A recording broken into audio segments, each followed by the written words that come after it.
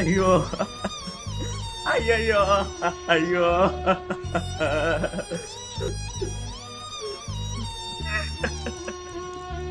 ஐயோ கரூர்ல 41 பேர் செத்தாங்களே, அதுக்காக அழுவுறன்னு நினைச்சுக்காதீங்க. ஜனநாயகன் படத்துக்காகத்தானே அழுவுறேன். எப்பவுமே அரசுதான் நமக்கெல்லாம் விடுமுறை வரும். இப்ப அரசே விடுமுறையில போய் படம் பாக்குது. இதுதான் காமராஜர் ஆட்சின்னு தெரியாம போச்சு. ஏன்னா நீ இல்லன உக்காருன, சும்மா சும்மா ஏஞ்சி நின்னுக்கிற. நீ குக்கர் மேல இருந்த விசிலு ஃபர்ஸ்ட் போனியா நீதான். முன்ன சொல்லல உக்காரு, நான் அவரை சொன்னேன். சும்மா சும்மா ஏஞ்சிக்கிட்டு இருந்தா மாற்றம் தான்.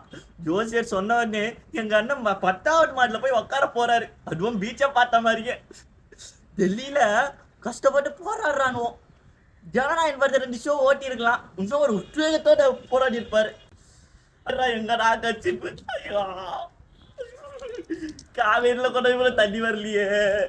இதனால்தான் நம்ம அண்ணன் அந்த மேட்டூர் அணையை திறந்து விடல போல, போய் கேட்கல. நம்ம கண்ணீரே போடுமே, விவசாயிங்க எல்லாம் பயிற்சிப்பாங்களே.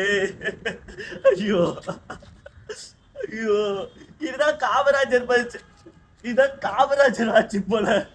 அமைச்சர் சிதம்பரமே இது காமராஜர் ஆட்சின்னு சொன்னார்.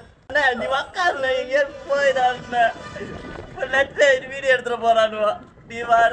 ஐயோ கட்சிபி எங்கடா? ஐயோ கட்சியில தண்ணியோ இல்லையே. அண்ணன் இனிமே நம்ம கேள்வி கேட்கிறாரா, ஏன் நீட்டு குரல் கொடுக்க மாட்டீங்கன்னு. சின்ன சிதம்பரம், நம்ம அண்ணன் சின்ன சிதம்பரம் அவரே சொல்லிட்டாரு. நீங்க அவரை பேச சொல்றீங்க, அவர் பேசுறதா நாங்க இருக்கோம். சின்ன சிதம்பரம் யாருன்னு பாக்குறீங்களா?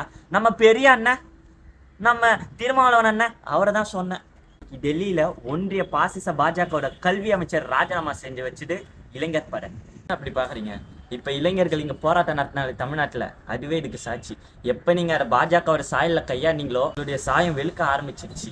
எந்த இளைஞர்கள் உங்களை தேர்ந்தெடுத்தாங்களோ அதே இளைஞர்களோட கையால தான் உங்க 108 ஆட்சிக்கு முடிவுரை எழுத போறாங்க.